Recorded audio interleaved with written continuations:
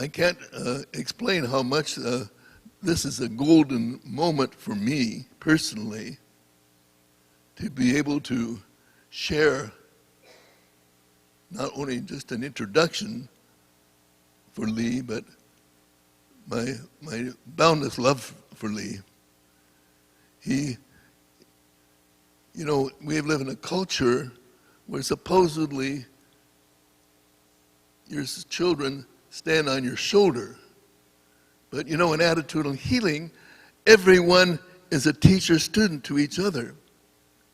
So I feel that I stand on Lee's shoulder because he has taught me so much and he has forgiven so much.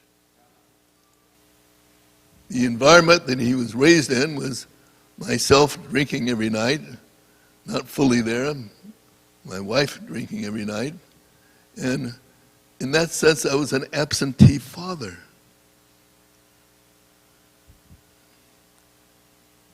I copied my parents' way of bringing up children, so I was overly strict.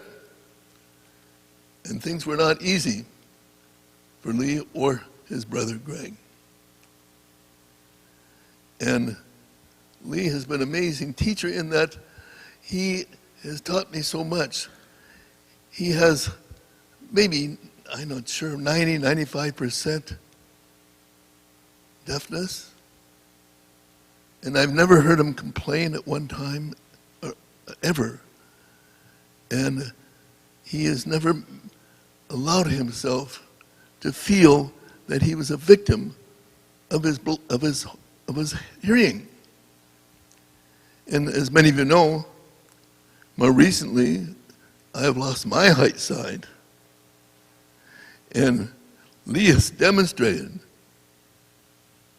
to me that it's possible to lose some part of your body and not feel that you're a victim. And without saying any words, he has taught me this in spades. His books have been very helpful to me and so many others. Walking Through Walls, Saying Yes When Your Body Says No,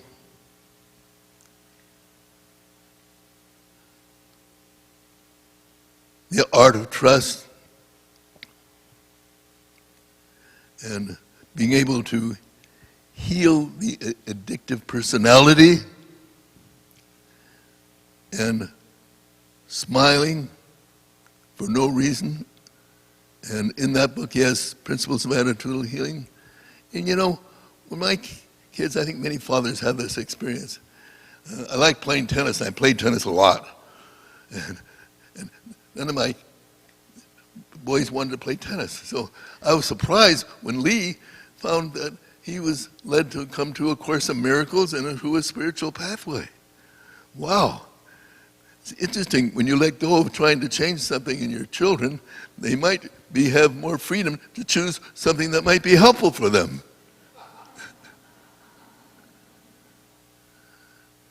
Lee's been such an amazing father to witness.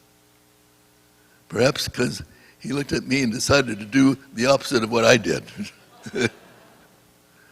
And he's the top of the list in terms of being an amazing father who has always been there and always will be there.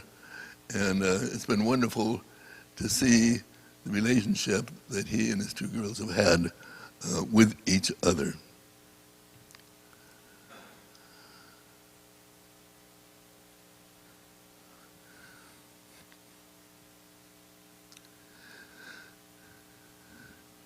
It's an amazing honor for me to introduce my son Lee.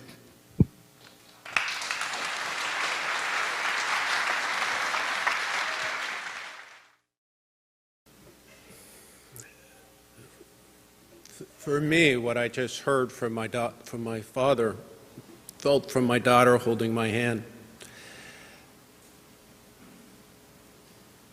This is attitudinal healing in action.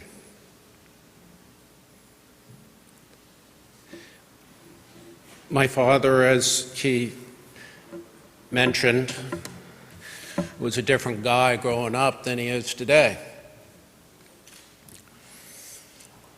But I don't believe he was.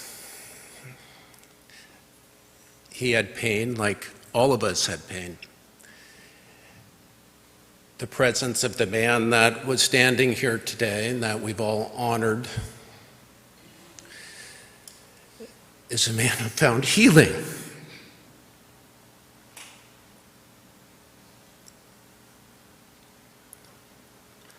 How? How did he find that healing?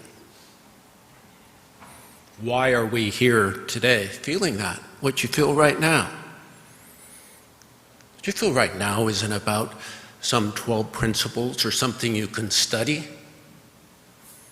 That may be the foundation or the theoretical framework, but something happens in the heart. That's the essence of attitudinal healing.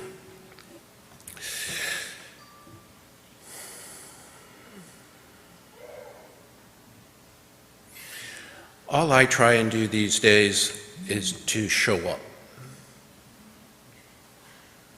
to be raw, to be vulnerable. 3 guesses where I learned that.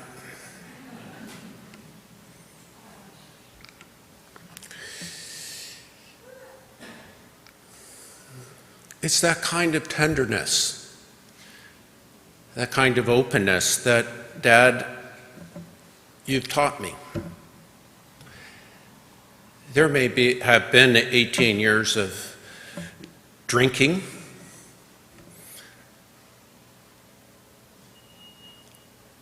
but one moment of presence transcends all of that. I haven't had one moment of presence. I've had thousands with my father. I've been playing with a novel these days, writing, and it has a lot of sequences in it of parallel time frames, kind of going beyond what we think about time. And when I pause and I think about attitudinal healing and my journey with my father, it feels very surreal in that nature. How did we get here? How did my father get here? How did I get here? How did we show up despite all of our pain? How did you get here? How did you happen to be interested in attitudinal healing? There's a greater wisdom. And when we're open enough to feel that, we discover it and we find it. Probably if you want to know the efficacy of something, the real value of something, find somebody who was a cynic, who later became a believer or a follower. Find somebody who really went out of their way to find what was wrong with it and found what was right. And if you could, have that person have 20 years of reasons that they thought made it not valuable. And then maybe have that person hang out for 30 or 40 years watching. Now, if you could find that person, and if that person could tell you the value of the work, you'd know something. Okay?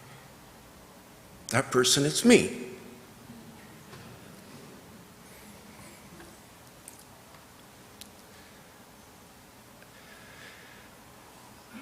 If I'd stood up here when I was 30 or 40 or 50, it would have been different than approaching 60. I've had the opportunity to study and practice different spiritual paths, different contemporary psychology. And in the process, I came to realize that the wisdom in the 12 principles of attitudinal healing is quite amazing, very perennial in nature. It works. Imagine that. It works. That's why we're here. That's why we know it. So Dad came into this whole attitudinal healing by way of his own spiritual path, his own studies, his own process. And if we look historically back at that time in the 70s and at my father's life, he came out of a fairly traditional medical education. Okay? There's something that I like to think of, and I talked about a couple of weeks ago in a lecture, as the 4 C's and the 4 A's. And on my way home from that talk, I thought, you know what? This is really also some of the foundation of where I think my father came in founding attitudinal healing. I want to share some of that. Attitudinal healing came about to be an adjunct to the medical practice. But at that time, and even today, medicine, Western medicine, comes at illness from a desire to control it. Comes at death from a desire to control it. My father realized that instead of that approach, one can have a sense of confidence in something beyond what we see as the body and illness and death. And that confidence, that sense, I'm not talking about ego-based confidence, I'm talking about a confidence deep in us that has a sense of wisdom, a sense of really getting an understanding. I believe, Dad, that you had that unlikely confidence that you brought to a new work called attitudinal healing, that there was something beyond this body of ours. Much of the world comes at different things, including our mental health and our physical health, in a way that we're condemning. It's kind of odd, but I'm sure many of you, when you get sick or ill or even with a common cold, there's kind of this condemning nature of, why am I this way? I don't want to be this way. Attitudinal healing stops that, and in its place, it puts compassion. A sense of heartfelt compassion.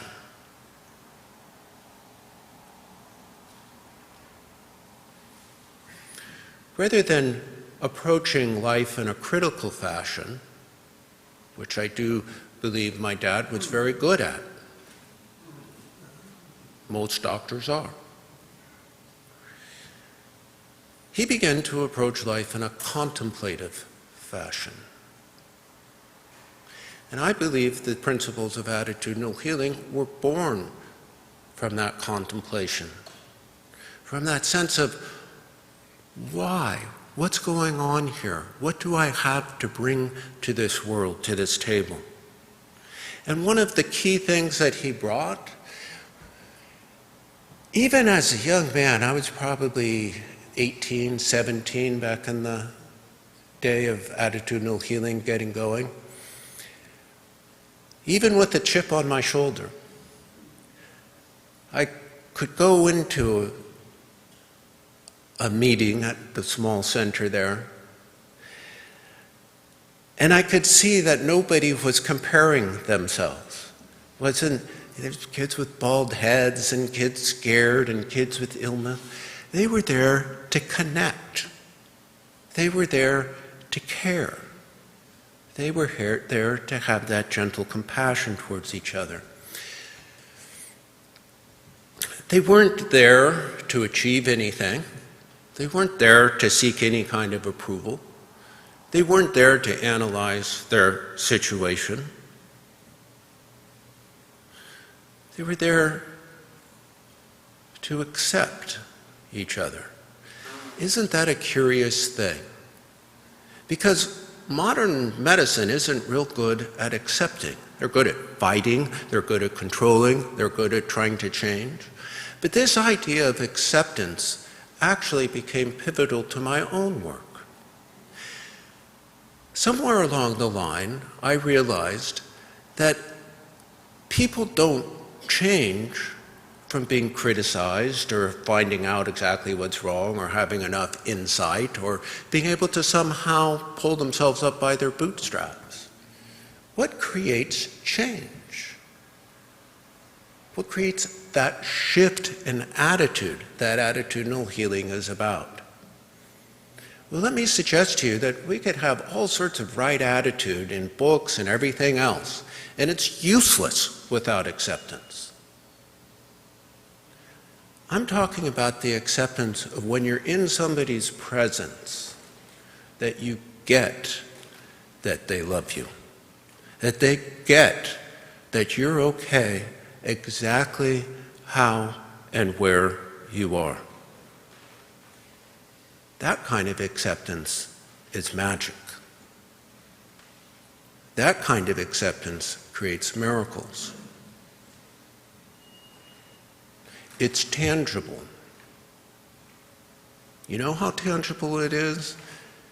That's why I can barely stand here and not cry, because I feel that from my father. If we bring that kind of acceptance to anybody that is in front of us, that is a miracle. That is the groundwork, the roots of attitudinal healing.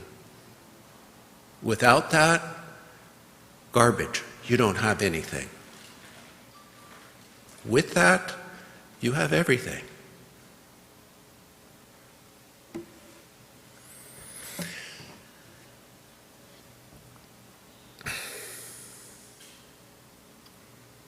So did my dad, or for that matter, anybody who's walked in to be a facilitator of an attitudinal healing group, have all of this to begin with? Have the clear ability to do it all? Absolutely not.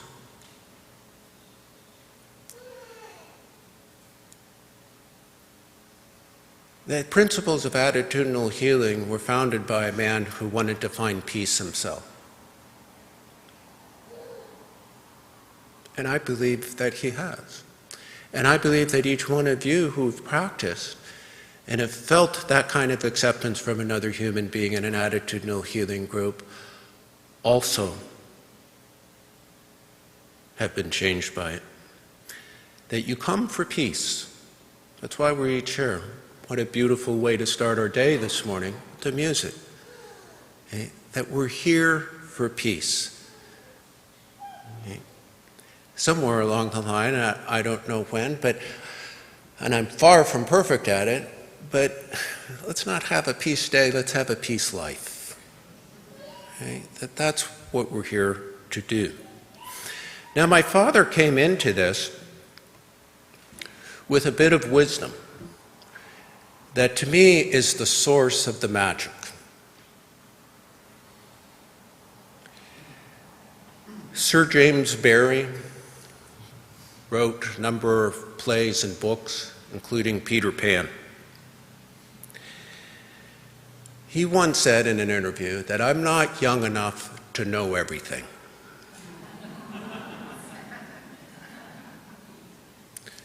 Somehow I think Sir James Barrie and my dad both knew that.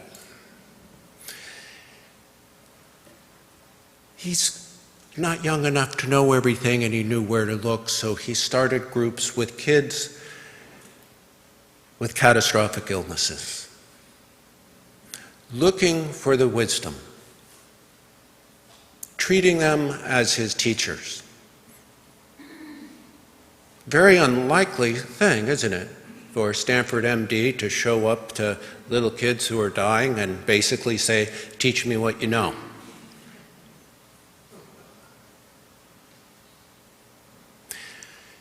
I'm not young enough to know everything. That is the root of attitudinal healing.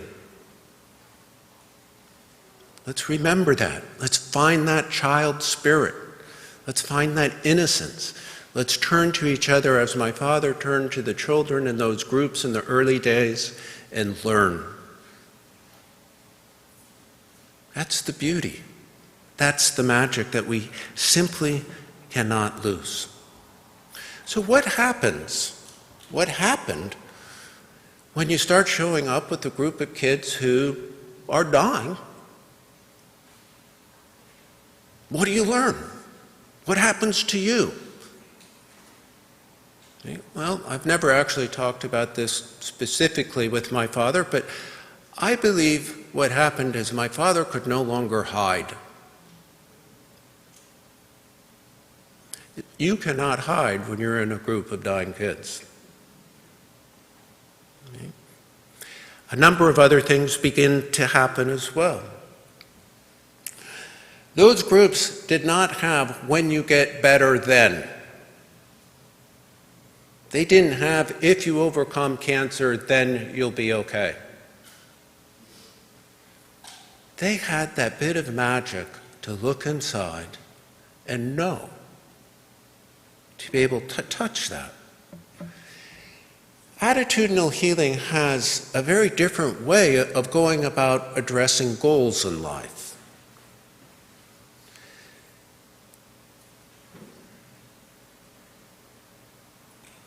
Most of us have some idea about things that we want to achieve in the future. Attitudinal healing brings us to the now, to what I call peace-insuring goals. What are peace-insuring goals? Things that we can do right this second.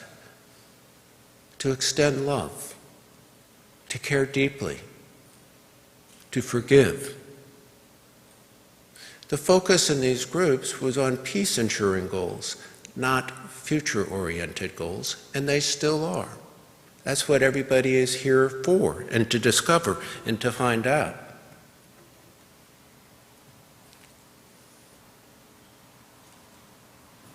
It would be impossible to be a part of attitudinal healing and either consciously or unconsciously to begin to think about your own mortality, about what death is and what death isn't.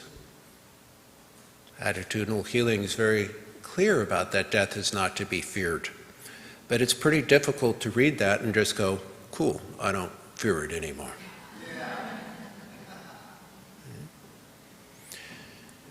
Sometimes I like to ask myself and other people the question of what do you want to be thinking when you die? Because that brings us right down to the moment, doesn't it? Early days of attitudinal healing, there was a friend of mine by the name of Sharon.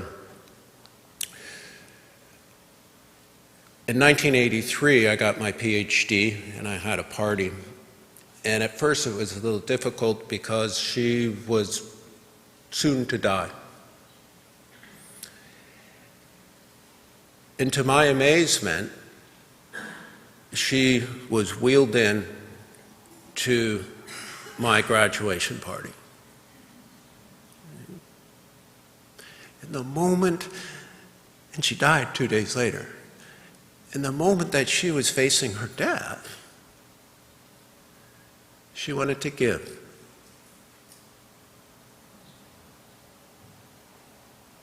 She wanted to show up for somebody.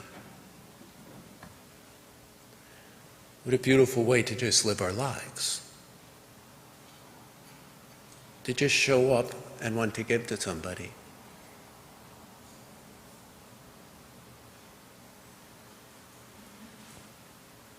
It's pretty simple when we get down to it. And our lives show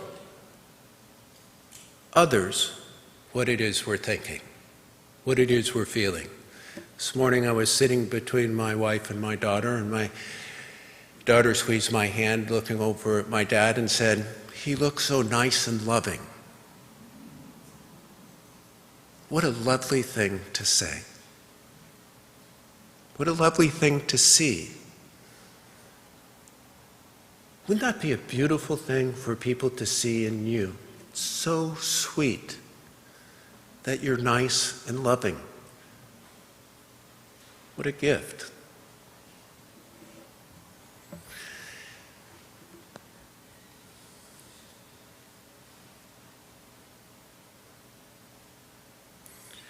Dad has mentioned a few times in the last day or two about attitudinal healing being founded on that we're all students and teachers to each other. That's no little feat to accomplish. That means that we leave our arrogance, our egos, our degrees, our needs.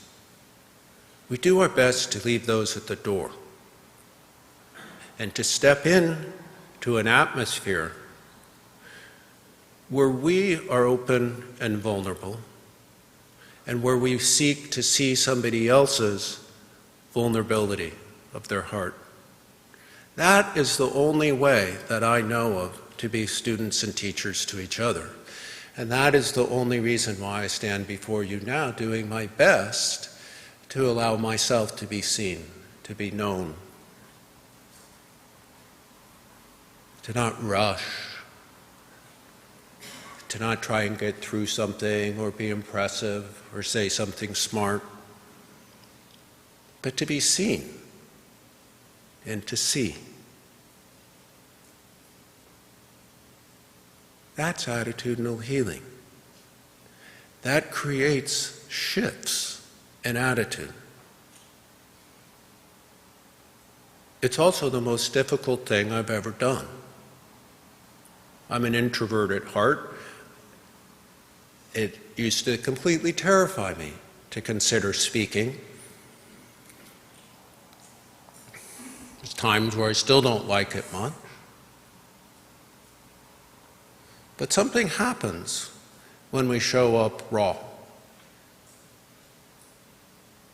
That's what attitudinal healing asks of us. Because that, when my father is talking about students and teachers to each other, is the only route to get that.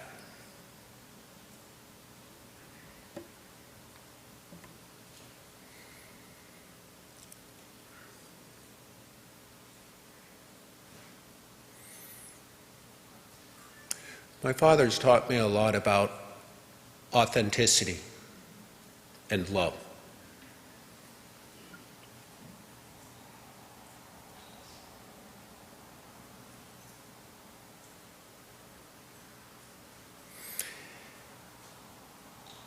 From an intellectual standpoint, I seriously believe that though my father may have had dyslexia and some learning difficulties growing up and in school, that he has a certain brilliance about him.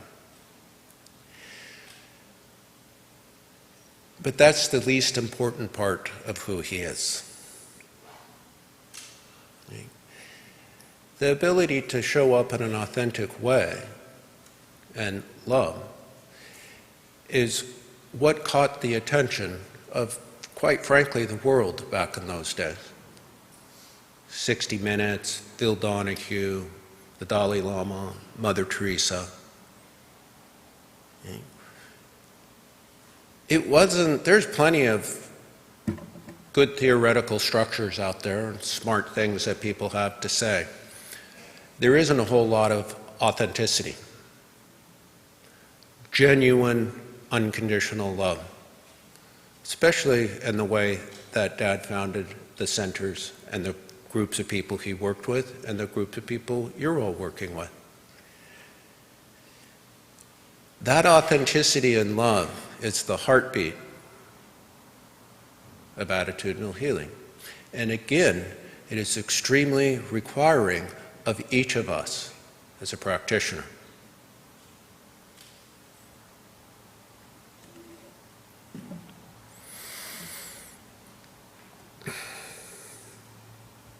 There's no organization, no group of people that I know of that have come together over 40 years that didn't have growing pains. And attitudinal healing has been no exception of that. There's egos, there's things that get in the way, like any group of people that would. During some of these growing pains and the changes of different centers and things that were happening, I found myself initially critical of my father. I thought that he should be more active, more guiding, more of a leader. I was mistaken. You have taught me more about leadership than anybody.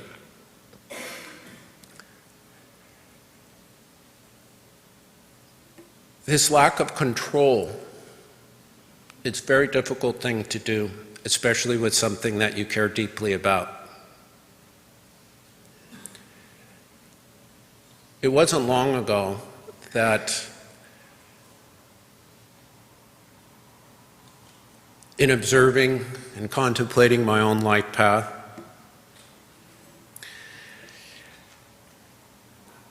that I began to realize that I had a sibling that I didn't realize before. I had my brother, but that other sibling was attitudinal healing.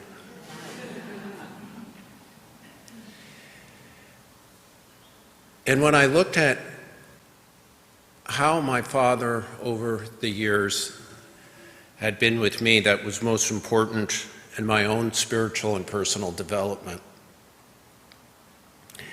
It had to do with that he had enough faith in me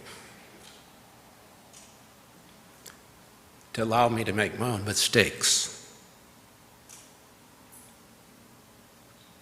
to not be perfect, to go through divorces, to go through drug addiction.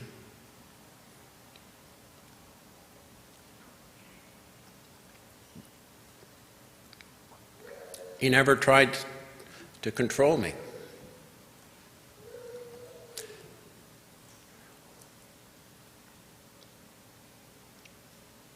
There was times when I thought that that lack of control meant he didn't care.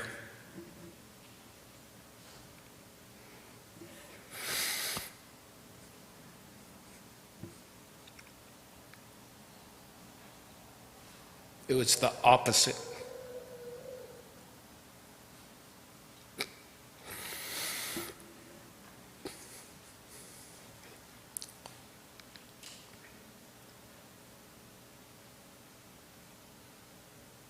He had the same wisdom with his third sibling, attitudinal healing.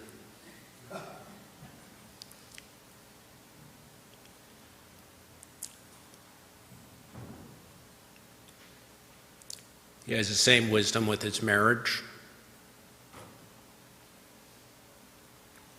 He has the same wisdom with everybody in this room.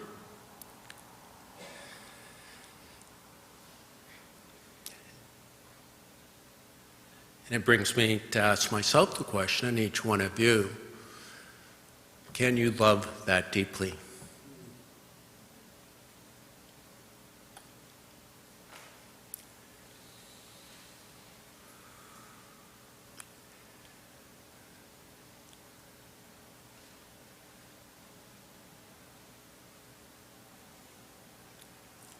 I used to answer that question, no, I can't. I'm flawed. Done too much, have too much water under the bridge. And now I answer that question, absolutely I can.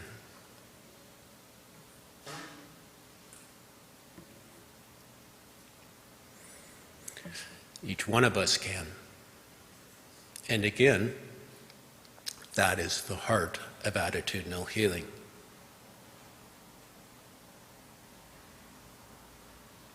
There was a time in this growth of attitudinal healing, of the changing that was going on, that my father was willing to let it all go.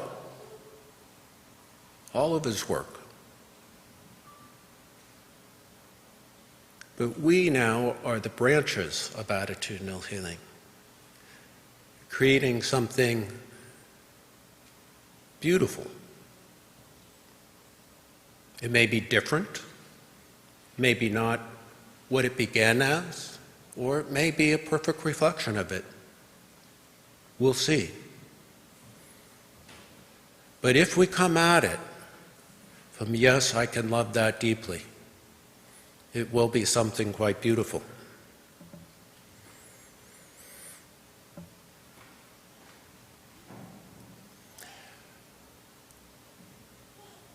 I'd like to ask you to close your eyes for a moment.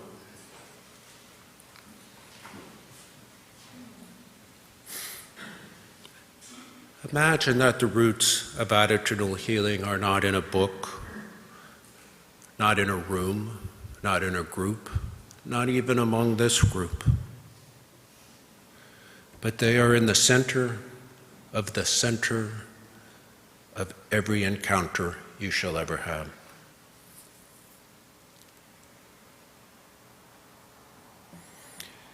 There's a gentle wisdom that brought my father to the first group of attitudinal healing, and that brings each of us here today. With no other agenda than to know that giving and receiving are one in truth.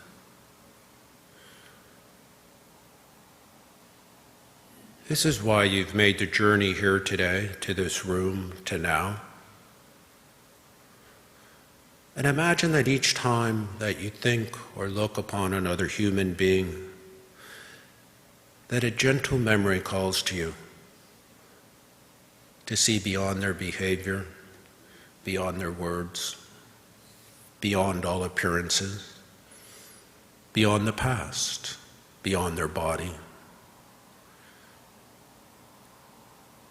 and to see the face of a teacher in front of you.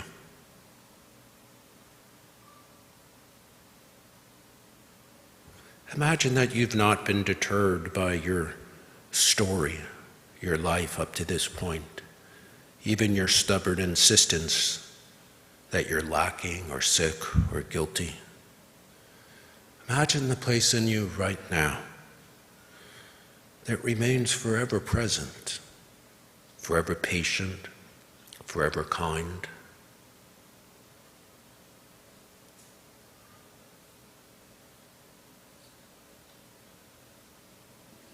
This is the source of attitudinal healing. This is the source of the branches of attitudinal healing that will come in future years.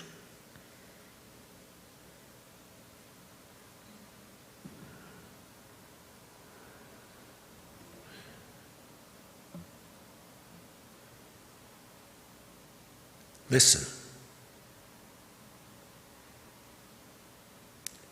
Listen.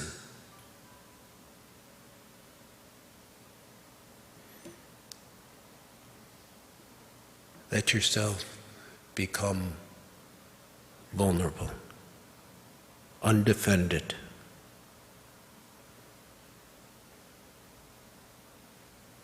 Listen beyond words, beyond form.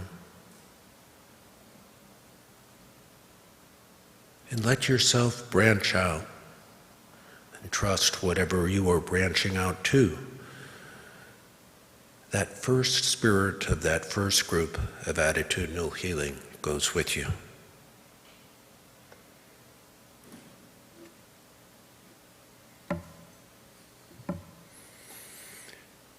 When you're ready, open your eyes.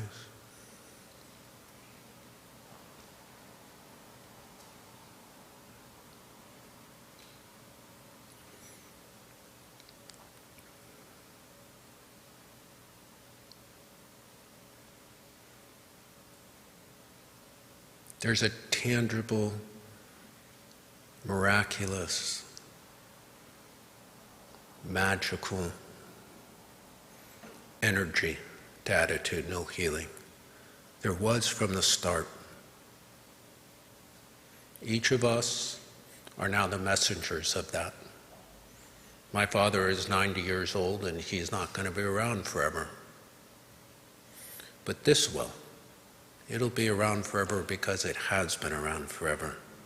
It didn't start in 1975. It started before time. It's perennial. The world needs this. You need this. We need this.